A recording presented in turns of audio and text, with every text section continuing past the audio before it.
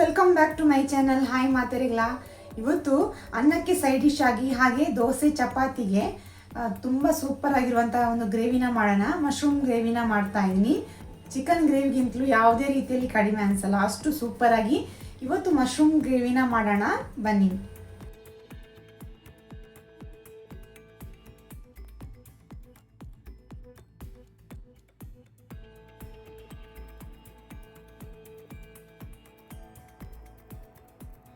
ಮಶ್ರೂಮನ್ನು clean ಮಾಡಿ ಈ ರೀತಿ ಕಟ್ ಮಾಡಿ ರೆಡಿ ಮಾಡ್ಕೊಂಡಿದ್ದೀನಿ. ಇವಾಗ ಮಸಾಲಕ್ಕೆ 10 ಬ್ಯಾಡಗಿ ಮೆಣಸನ್ನು ತೊಗೊಂಡಿದ್ದೀನಿ. ನಿಮಗೆ ಜಾಸ್ತಿ ಖಾರ ಬೇಕಾದರೆ ಇದ್ರ ಜೊತೆಗೆ ಬೇರೆ ಮೆಣಸನ್ನು ಕೂಡ ಹಾಕೋಬೋದು. ಸ್ವಲ್ಪ ತೆಂಗಿನ ಎಣ್ಣೆನ ಹಾಕಿ ಚೆನ್ನಾಗಿ ಇದನ್ನು ಫ್ರೈ ಮಾಡ್ಕೊಳ್ಳೋಣ. ಲೈಟಾಗಿ ಕಲರ್ ಚೇಂಜ್ ಆಗೋ ತನಕ ಫ್ರೈ ಮಾಡಿಕೊಂಡು ಪೌಡ್ರ್ ಮಾಡ್ಕೊಳ್ತಾ ಇದ್ದೀನಿ. ಪೂರ್ತಿಯಾಗಿ ತಣ್ಣಗಾದ್ಮೇಲೆ ಈ ರೀತಿ ಪೌಡ್ರ್ ಮಾಡಿ ರೆಡಿ ಮಾಡ್ಕೊಳ್ಳೋಣ.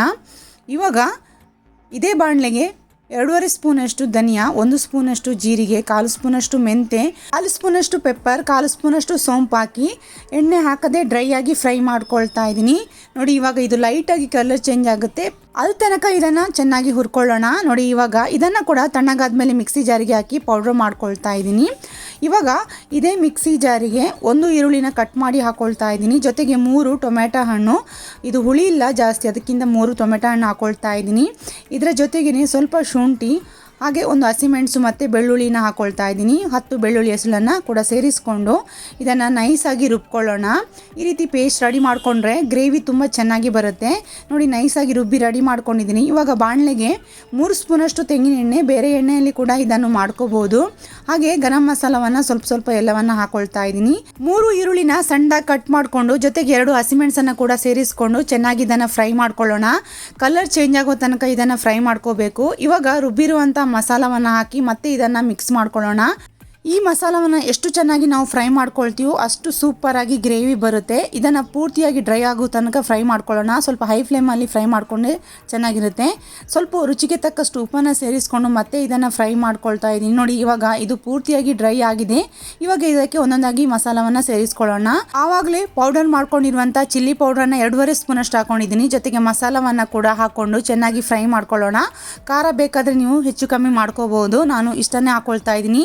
ಇದರ ಜೊತೆಗೆ ಸ್ವಲ್ಪ ಅರಿಶಿನ ಪೌಡರ್ನ ಹಾಕಿ ಚೆನ್ನಾಗಿ ಡ್ರೈ ಆಗೋ ತನಕ ಫ್ರೈ ಮಾಡ್ಕೊಳ್ಳೋಣ. ಇಷ್ಟು ಮಸಾಲ ಫ್ರೈ ಆದಮೇಲೆ ಇದಕ್ಕೆ ಇವಾಗ ಕಟ್ ಮಾಡ್ಕೊಂಡಿರುವಂಥ ಮಶ್ರೂಮನ್ನು ಸೇರಿಸ್ಕೊಳ್ತಾ ಇದ್ದೀನಿ. ಈ ಡ್ರೈ ಮಸಾಲದಲ್ಲೇ ಮಶ್ರೂಮನ್ನು ಚೆನ್ನಾಗಿ ಮಿಕ್ಸ್ ಮಾಡ್ಕೋಬೇಕು. ಹಾಗೆ 2 ನಿಮಿಷ ಚೆನ್ನಾಗಿ ಇದನ್ನು ಫ್ರೈ ಮಾಡ್ಕೋಬೇಕು. ಮಸಾಲ ಈ ಮಶ್ರೂಮಿಗೆ ಚೆನ್ನಾಗಿ ಹೊಂದೋ ತನಕ ಫ್ರೈ ಮಾಡ್ಕೊಂಡು ಆದಮೇಲೆ ಗ್ರೇವಿಯ ಹದ ಎಷ್ಟು ಬೇಕಂತ ನೋಡಿಕೊಂಡು ನೀರನ್ನು ಆ್ಯಡ್ ಮಾಡ್ಕೊಳ್ಳಿ. ನಾನು ಸ್ವಲ್ಪ ಜಾಸ್ತಿ ಗ್ರೇವಿನ ಮಾಡ್ತಾ ಇಲ್ಲ, ಹದವಾಗಿ ಮಾಡ್ತಾ ಇದ್ದೀನಿ. ಅದರಿಂದ ಸ್ವಲ್ಪ ಅಂದರೆ ಅರ್ಧ ಕಪ್ಪಷ್ಟು ಮಾತ್ರ ನೀರನ್ನು ಸೇರಿಸ್ಕೊಂಡು ಮಿಕ್ಸ್ ಮಾಡ್ಕೊಳ್ತಾ ಇದ್ದೀನಿ. ಈ ಟೈಮಲ್ಲಿ ಇದಕ್ಕೆ ಉಪ್ಪು ಸರಿಯಾಗಿದೆ ಅಂತ ನೋಡಿಕೊಂಡು ಬೇಕಾದರೆ ಉಪ್ಪನ್ನು ಸೇರಿಸ್ಕೋಬೋದು. ನಾನು ಇವಾಗ ಮಸಾಲಕ್ಕೆ ಉಪ್ಪನ್ನು ಸೇರಿಸ್ಕೊಳ್ತಾ ಇದ್ದೀನಿ. ನೀರನ್ನು ಹಾಕಿದ ಮೇಲೆ ಉಪ್ಪು ಬೇಕಾಗುತ್ತೆ, ಅದರಿಂದ ಚೆನ್ನಾಗಿ ಮಿಕ್ಸ್ ಮಾಡಿಕೊಂಡು ಹುಳಿ ಬೇಕಾದರೂ ಕೂಡ ನೀವು ಹಾಕೋಬೋದು. ಲಿಡ್ಡನ್ನು ಕ್ಲೋಸ್ ಮಾಡಿ ಚೆನ್ನಾಗಿ 1 ಕುದಿ ಬರೋ ತನಕ ಬೇಯಿಸ್ಕೊಂಡ್ರೆ ತುಂಬ ಸೂಪರ್ ಆಗಿರುವಂತಹ ಗ್ರೇವಿ ರೆಡಿ ಆಗುತ್ತೆ. ಮೇಲ್ಗಡೆಯಿಂದ ಸ್ವಲ್ಪ ಕೊತ್ತಂಬರಿ ಸೊಪ್ಪು ಮತ್ತು ಸ್ಟವನ್ನು ಆಫ್ ಮಾಡಿಕೊಂಡು ಲಿಂಬೆಹಣ್ಣೆ ರಸವನ್ನು ಸೇರಿಸ್ಕೊಂಡ್ರೆ ತುಂಬ ಸೂಪರ್ ಆಗಿರುವಂಥ ಸೈಡ್ ಡಿಶನ್ನು ನೀವು ರೆಡಿ ಮಾಡ್ಕೋಬೋದು. ಅನ್ನಕ್ಕೆ, ದೋಸೆ, ಚಪಾತಿಗೆ ತುಂಬಾ ಸೂಪರ್ ಆಗಿರುತ್ತೆ. ಈ ರೆಸಿಪಿನ ನೀವು ಕೂಡ ಟ್ರೈ ಮಾಡಿ.